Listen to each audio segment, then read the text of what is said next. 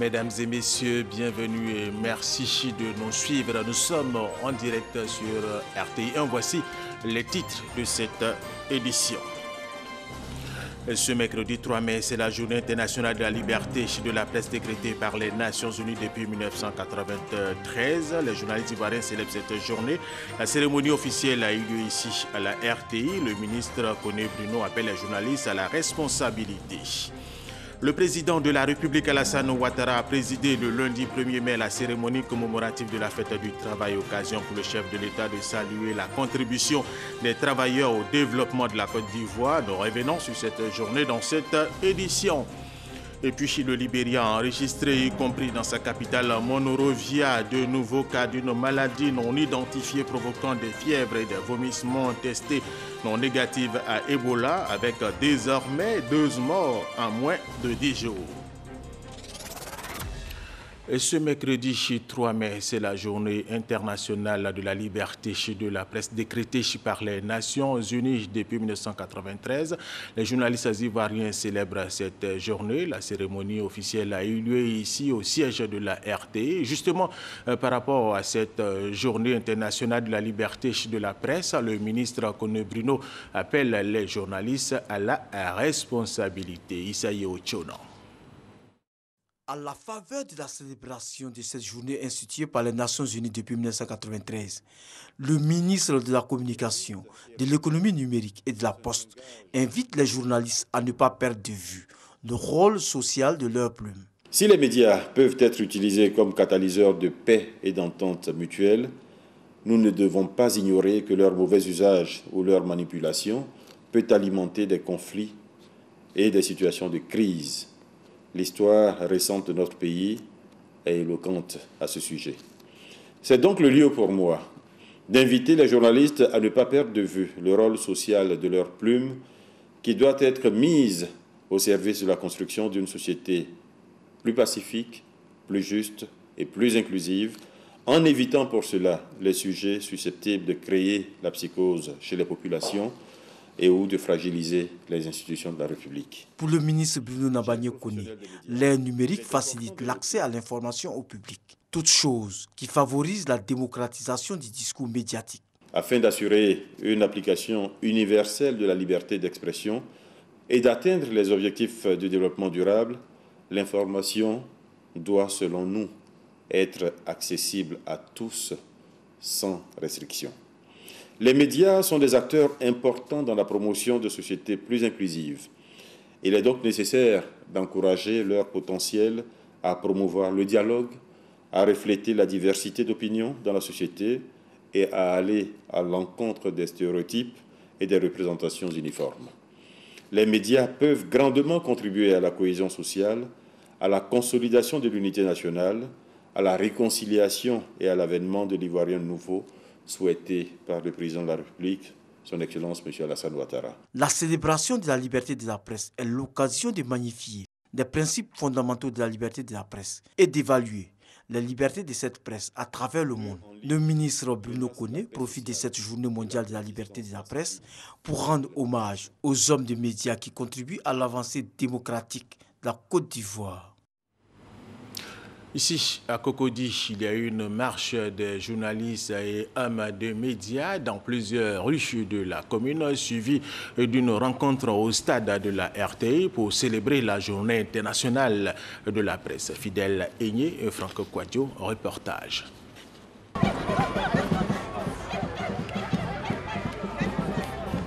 Le rêve d'une plume de plus en plus libérée. La liberté de presse a célébré ce jour. Ils sont venus de toutes les rédactions, supports papier, audiovisuel ou encore en ligne pour marquer l'événement. La liberté de la presse, un vœu cher aux journalistes ivoiriens qui ont pris d'assaut les principales artères de la commune de Cocody pour le signifier. Il était important pour nous, à l'instar de tous les journalistes du monde entier, de commémorer ce 3 mai pour dire que, en fait, il ne peut y avoir une société idéale sans liberté de presse, sans liberté d'expression. La liberté de la presse est un indicateur de démocratie dans tous les États modernes.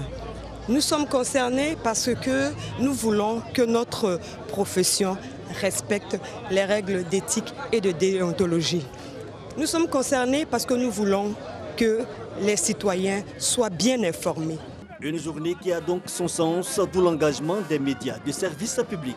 Tant qu'on se mobilise pour les valeurs, pour tout ce qui a de l'importance au sein d'une communauté, et je pense qu'au sein du monde des médias, et nous en tant que RTI, on en fait partie également, la liberté de la presse est quelque chose de sacré.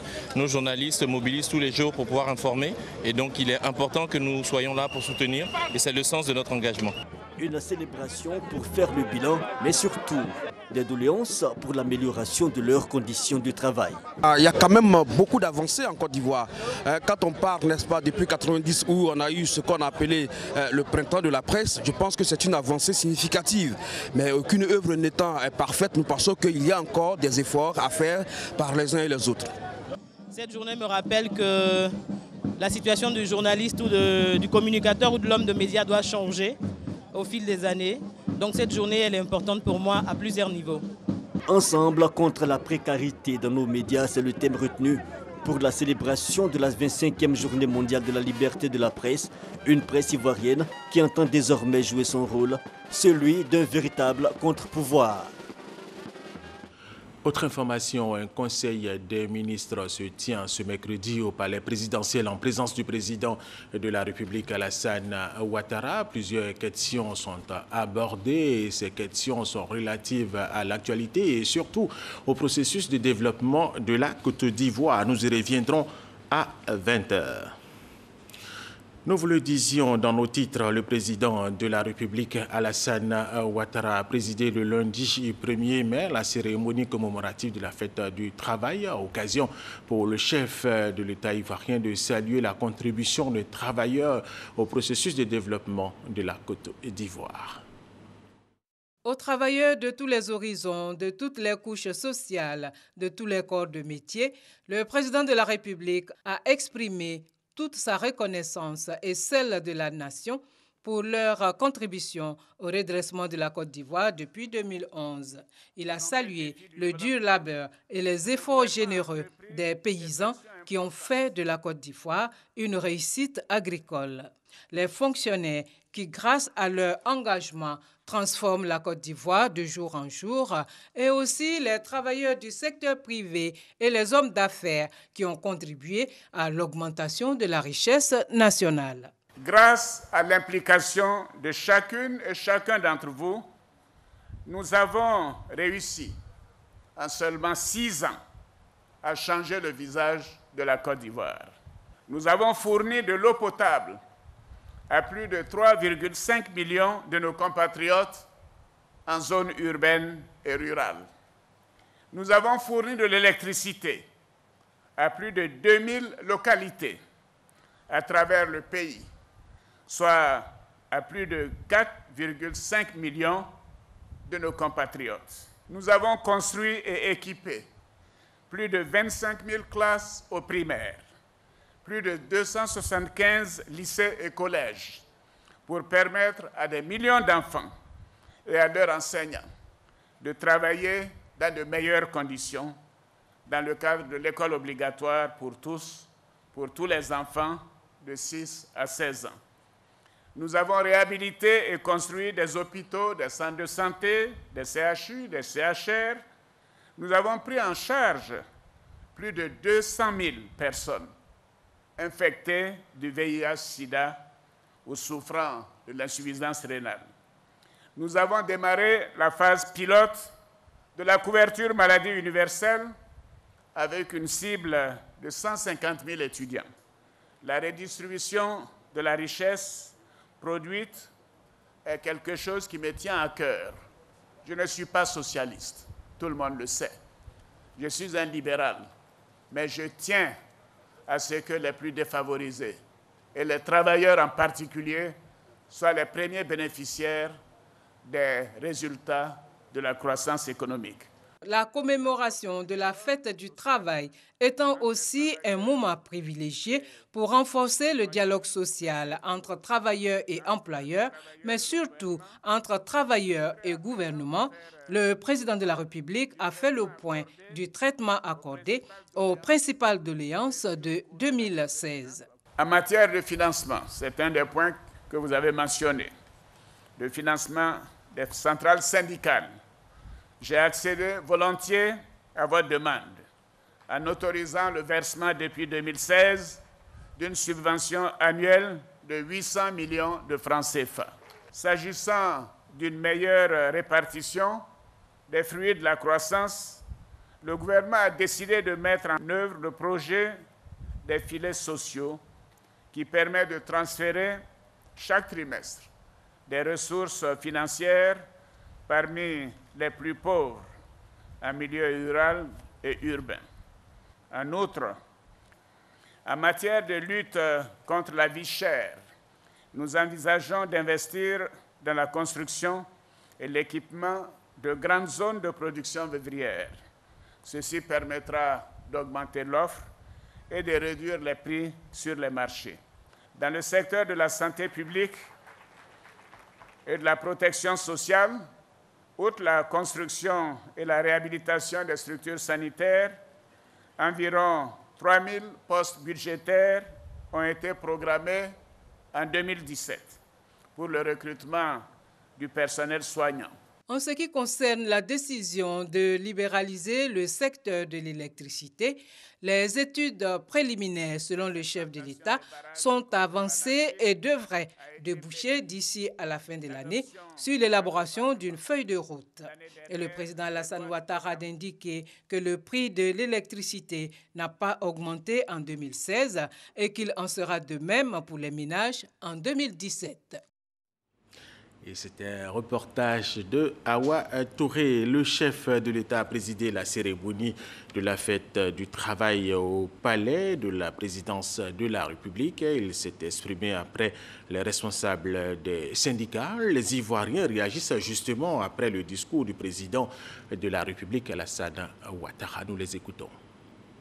Le président a eu un discours assez rassurant envers la population. Et je crois que le premier sentiment qui se dégage, c'est un appel à l'indulgence même de toute la population. Il a parlé de salaire, il a dit que le salaire, bon, c'est bien, c'est dans ce rayon, bon, c'est ici seulement on voit le salaire en hausse. Je pense que ce discours il est très positif. Seul ce genre de discours pourrait permettre aux Ivoiriens de se réconcilier entre eux. Et je pense que ce discours augure d'un avenir meilleur pour la Côte d'Ivoire. Je voudrais, pour ma part, profiter de cette occasion, demander aussi à toute la population, surtout à tous les travailleurs de Côte d'Ivoire, de retenir un sens très positif de ce discours et permettre au président de regarder avec beaucoup d'attention les différents problèmes qui lui ont été posés. Ce que j'ai retenu qui est vraiment positif, c'est par rapport aux vœux des fonctionnaires, aux doléances des fonctionnaires, aux revendications des fonctionnaires. Il y a eu plusieurs points d'accord et des acquis considérables. J'ai écouté hier le président. En tout cas, c'est bon pour la fête du travail, il a bien parlé. J'ai aimé son discours en tout cas. Il n'y a pas qu'à Abidjan, la fête du travail a été célébrée dans plusieurs localités du pays avec nos différents reporters, suivant ce qui s'est passé justement dans ces localités. Salut aux couleurs et défilé des différents corps de métier ont constitué les temps forts de la fête du 1er mai à Abangourou. Le représentant de l'UGTCI a remercié le gouvernement pour la révision du Code du travail avec les améliorations notables qui protègent les travailleurs des licenciements abusifs. Il a cependant déploré la persistance de la cherté de la vie malgré l'embellie économique. Le préfet Fadi Ouattara, à qui a été remis le cahier des doléances, a saisi l'occasion pour interpeller les syndicats d'enseignants de faire preuve de civisme en abandonnant les grèves intempestives qui risquent de compromettre gravement l'avenir des enfants. À Divo, capitale du Lodjibois, les travailleurs ont mis l'accent sur l'excellence dans tous les secteurs d'activité. Ainsi, les meilleurs travailleurs de Divo ont été récompensés au cours de cette célébration afin que leur conscience professionnelle serve d'exemple aux autres. Au nom des travailleurs, Désiré Kolo a traduit l'inquiétude des travailleurs devant l'application partielle du nouveau barème salarial qui entraîne trop de disparités entre les salaires. Le préfet de la région du Lodjibois a félicité l'ensemble des travailleurs pour leur ardeur à la tâche et les a encouragés à redoubler d'efforts pour être tous des acteurs décisifs de l'émergence de la Côte d'Ivoire à l'horizon 2020. 1er mai à Touba, autorités administratives, travailleurs et population ont marqué l'événement par un défilé. M. Kobena, directeur départemental du travail, a félicité les fonctionnaires pour le travail qu'ils abattent au quotidien. Quant au préfet de la région du Bafing, Yao Kwaku Benoît, il a exhorté les populations à persévérer dans le travail pour préserver l'harmonie sociale dans le pays. Pour lui, une Côte d'Ivoire émergente, veut chère au cœur du président Alassane Ouattara, dépendra de l'engagement de chacun au travail bien fait. La fête du 1er mai à Touba a été associée à d'autres festivités ou traditions populaires. Le développement de la région était au cœur des préoccupations.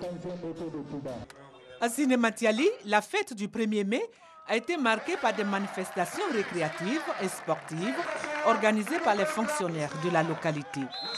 Cette cérémonie, qui est à sa 3e édition, a été parrainée par Amadou Koulibaly, opérateur économique, et présidée par le préfet Jean-Paul Begré-Cablan.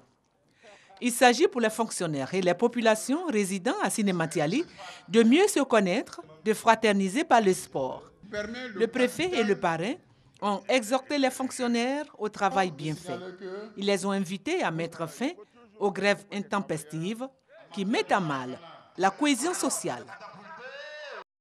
Dans la région du Zin, les travailleurs des secteurs publics et privés ont fait montre d'une grande mobilisation.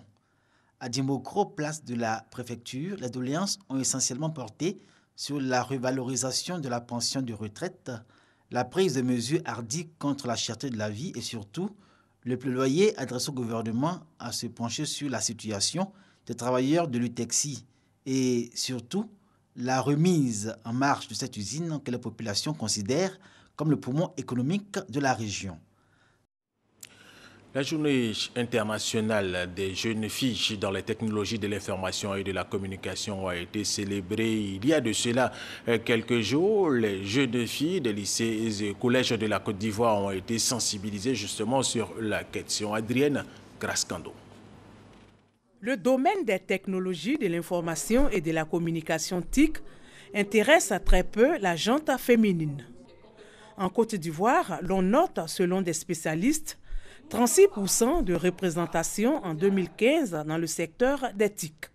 Je n'avais jamais entendu parler des TIC. C'est aujourd'hui que j'ai entendu parler des TIC et j'ai appris que c'est une technologie d'information et de communication. Je n'avais pas vraiment une notion des TIC, mais avec cette conférence, on va apprendre. L'autorité de régulation des télécommunications de Côte d'Ivoire, ARTCI, et l'ONG Femmes et TIC veulent changer la donne à travers la Journée internationale des jeunes filles dans les TIC. Une conférence est donc initiée pour sensibiliser les jeunes filles des lycées et collèges à se familiariser avec les TIC et pour les encourager à envisager une carrière dans le secteur. TIC qui se trouve être une valeur très importante et qui contribue au développement économique de tout le monde entier. Les femmes ont le droit aussi d'être formées, ont le droit aussi d'être dans cet écosystème. Aujourd'hui, le métier du numérique n'appartient pas, en fait le métier de la science de manière générale n'appartient pas seulement à l'homme, mais ça appartient aux jeunes filles, ça appartient aux femmes, ça appartient à tout le monde, à toutes les couches sociales, à tous les genres. Et nous voulons vraiment faire cette promotion-là. En dehors de la journée internationale des jeunes filles dans les TIC, la RTCI prévoit d'autres rencontres pour continuer la sensibilisation. Sachez que pour accélérer la réalisation des projets publics, le ministère du Plan et du Développement encourage les responsables techniques de projets dans les ministères à avoir souvent recours à la méthode de l'initiative des résultats rapides. Francis Boifo. Renforcer de façon systématique les pratiques de mesure de la performance des politiques publiques, de suivi et évaluation des projets et programmes. Le ministère du Plan et du Développement entend privilégier l'initiative des résultats rapides, IRR. La méthode consiste à identifier des problèmes urgents pour les populations pour lesquels une réponse urgente a besoin d'être trouvée. sur ces bases-là, des équipes sont constituées. Équipe IR pour chaque ministère, avec à la tête un leader stratégique et un leader politique. Parce que le leader politique, c'est lui qui conduit la politique du ministère. Mais en dessous, il y a le leader stratégique qui conduit les équipes techniques. L'IRR s'intéresse aux sous-composantes d'un projet et vise des résultats tangibles et mesurables, généralement de 100 jours, un délai court par rapport au temps habituel de réalisation des interventions. Cas pratique du projet d'assainissement de la commune d'Adjamé. Nous ciblons le sous-quartier Williamsville. L'équipe se met au travail et la méthode voudra que à mi-parcours, c'est-à-dire à 50 jours, nous devons faire un point pour savoir qu'est-ce qui a marché, qu'est-ce qui n'a pas marché et puis redresser là-bas, puisque en 100 jours, il est dit que nous devons débarrasser Williamsville des ordures, de toutes les ordures avant d'aller ailleurs. Durant 5 jours, des cadres nationaux, des structures et des institutions en charge de la planification stratégique et de la mise en œuvre des projets et programmes axés sur les résultats de développement ont travaillé sur des cas pratiques dans les secteurs d'électricité, des infrastructures et sur l'immigration. Le but de cet exercice, proposer des solutions au gouvernement pour le bonheur des populations. Francis Boifo, l'Association internationale des régions francophones a approuvé 14 projets sur 33 proposés pour bénéficier de financement. Ces projets seront soumis aux structures internationales. Kwasi Mamadou. En Côte d'Ivoire, comme sur l'ensemble du continent africain, les besoins des populations sont multiples et multiformes. Des préoccupations soumises parfois aux gestionnaires des collectivités. Mais ces préoccupations montées en projet ne bénéficient non plus de financement pour plusieurs raisons. Et pourtant, des fonds existent pour accompagner le développement des collectivités. Comment bénéficier du financement des fonds destinés aux collectivités? Cette problématique est au centre d'un atelier de formation dans la ville de Grand Bassam, une initiative de l'Association internationale des régions francophones. Eh bien parce qu'il faut des fonds pour développer les territoires. On s'est rendu compte qu'il y avait des fonds qui étaient disponibles, notamment auprès de l'Europe, auprès d'autres bailleurs de fonds. De l'autre côté, il y avait des projets qui étaient en cours, qui manquaient de fonds. Et on s'est dit que ce serait peut-être bien de pouvoir faire coïncider les deux. Il y a des fonds, il y a des projets.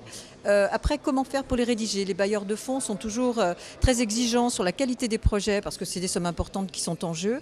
Et il y a des techniques très précises pour répondre à ces appels à projets. Et cette technique-là, nous avons sollicité les meilleurs experts pour qu'ils puissent venir dire ce qu'ils attendaient dans les projets. Le ministre Jeannot Aossou Kouadio, président de l'Assemblée des régions et districts de Côte d'Ivoire, RDCI, invite les collectivités territoriales de Côte d'Ivoire à s'investir davantage dans le montage de projets afin de bénéficier de financement. Donc, dans tous les secteurs d'activités culturelles, économiques, agricoles, et petits projets, des petites PME, comment encadrer les femmes, surtout pour créer des activités génératrices de revenus. Ce sont 14 projets retenus sur les 33 proposés par les collectivités africaines. Au nom de ces projets retenus, celui du Conseil régional du Sud Komoué pour la formation des jeunes de cette partie de la Côte d'Ivoire. Ce projet concerne la construction d'un centre de formation agricole dans la région. Le coût du projet il est estimé autour de 600-700 millions de francs. Les participants sont issus du Sénégal, de la RDC, du Mali, du Maroc et de la Côte d'Ivoire. Le canton Garadougou, canton Senofo de la région du Ourodougou, connaît des difficultés en matière d'infrastructure. Ce canton a un nouveau chef qui entend œuvrer pour développer sa localité. Voyons cela avec Abdul Kader Segodogo Guédouma de RTI Boaké. L'adduction en eau potable a une réelle préoccupation pour les populations de Morondo, localité de la région du Ourodougou. Nous enregistrons trop de coupures d'eau. Les puits sont nos derniers recours. La ville s'agrandit et cela exige l'extension du réseau de l'eau. Les infrastructures routières et électriques font aussi défaut. Avec le programme d'urgence du président de la République, nos projets restent en souffrance. Il y a le projet d'électrification, le projet d'adduction d'eau et les routes. À l'instar de Morondo, chef-lieu du Ngaradougou, canton Senofo de la région du Ourodougou, 22 villages du 10 cantons composés du Ngaradougou et Karadjandougou connaissent également des difficultés en matière d'infrastructure. Pour mieux exprimer leurs préoccupations aux autorités administratives, les chefs ont décidé de s'unir autour d'un chef central, Adama Koné, désigné pour diriger le canton. Le nouveau chef vient ainsi mettre fin à 40 ans de vacances de pouvoir. Je suis maintenant un homme apolitique, donc je ferai en sorte que les problèmes des uns et des autres soient les miens. Les différents intervenants, notamment le représentant du président de l'Assemblée nationale, Guillaume Soro, et le représentant du ministre de l'Intérieur et de la Sécurité, Ahmed Bakayoko, parrain de la cérémonie, ont invité le nouveau chef à prôner l'unité et l'équité au sein de son canton pour un développement harmonieux de la localité.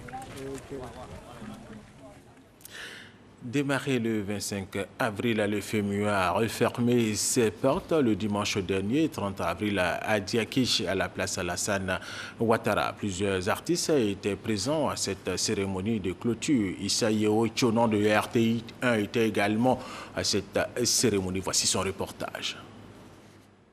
À Diaké, place Alassane Ouattara. Forte mobilisation des mélomanes pour ce premier festival des musiques urbaines d'Anoumambo, FEMUA, délocalisé à l'intérieur du pays. Le groupe Zouglou Révolution, meilleur artiste de l'Afrique de l'Ouest au Koundé d'Or 2017, à Ouagadougou, confirme son talent.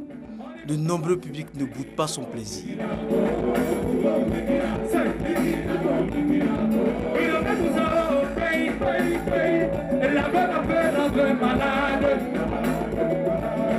La sensation R&B du moment, Singila, et le groupe tradi moderne Kouman Group sont au rendez-vous.